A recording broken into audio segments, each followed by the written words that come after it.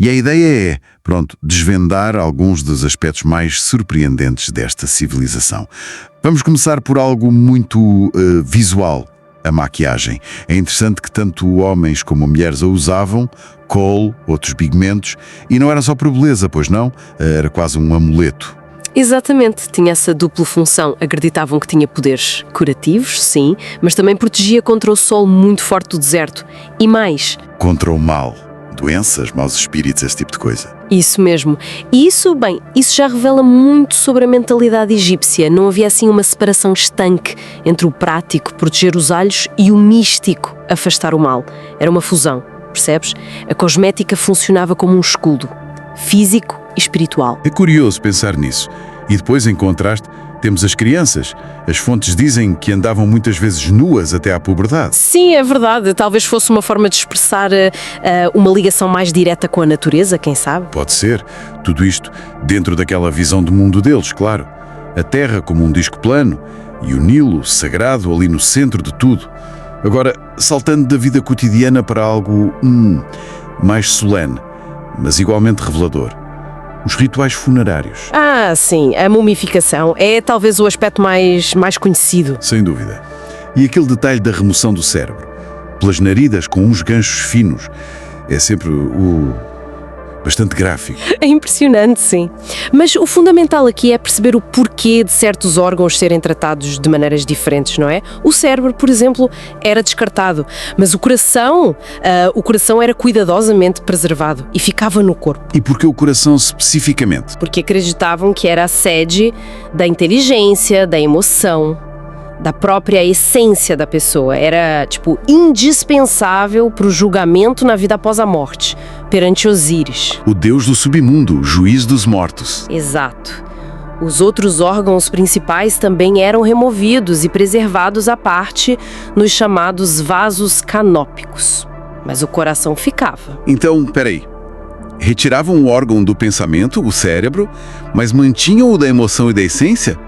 Isso diz muito sobre o que eles valorizavam como identidade, não? Precisamente.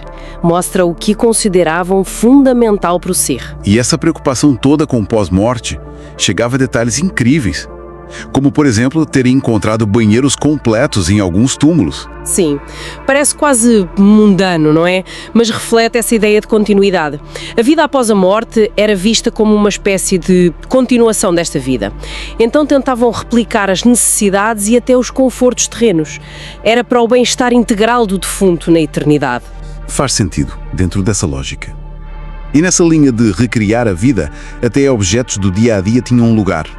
Encontraram o que se pensa ser o vestido mais antigo do mundo. Ah, sim, o vestido de Tarkan. Esse mesmo, com cerca de 5.000 anos, numa tumba egípcia. É um testemunho fantástico da moda, da técnica têxtil da época. Um vislumbre mesmo real do cotidiano antigo. E por falar em figuras que marcaram essa era, mas cuja história, desafia as percepções mais simples, temos Cleópatra. A última faraó. Um símbolo do Egito, certo? Sim, um símbolo fortíssimo, mas as fontes são claras. Ela era de origem grega, pertencia à dinastia ptolemaica. Aquela linhagem de governantes helenísticos que assumiu o poder depois do Alexandre o Grande. Exatamente essa. Ou seja, a governante mais icónica do Egito Antigo, pelo menos para nós hoje, não era etnicamente egípcia. Isso é fascinante.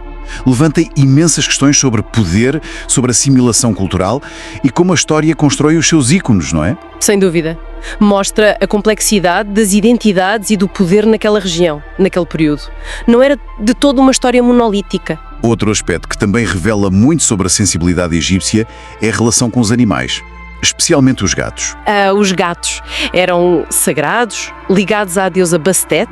E o luto pela morte de um gato doméstico era levado muito, muito a sério. A ponto de os membros da família rasparem as sobrancelhas, em sinal de luto profundo. Raspar as sobrancelhas. Pode parecer-nos extremo hoje, mas demonstra uma conexão emocional e espiritual fortíssima.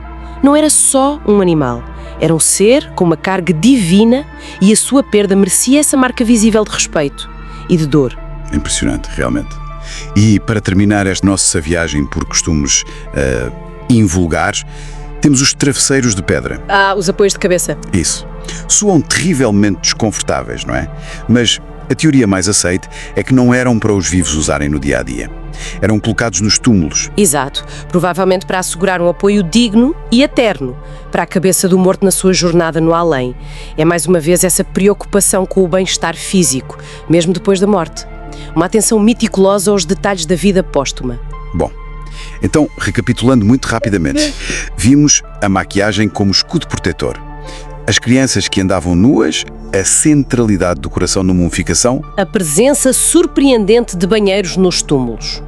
a identidade grega de Cleópatra, o luto intenso pelos gatos, com as sobrancelhas rapadas. E, por fim, os enigmáticos travesseiros de pedra, possivelmente para os mortos. Sim, elementos que todos juntos pintam um quadro de uma sociedade profundamente espiritual. Onde o sagrado e o mundano estavam constantemente entrelaçados, sim. E onde a preparação para a morte era, de certa forma, uma afirmação do valor da própria vida. Fica então a pergunta para reflexão: o que é que esta preocupação tão detalhada dos egípcios com a morte, com o pós-vida, nos revela sobre a forma como eles encaravam a própria existência aqui na Terra e o significado que lhe atribuíam?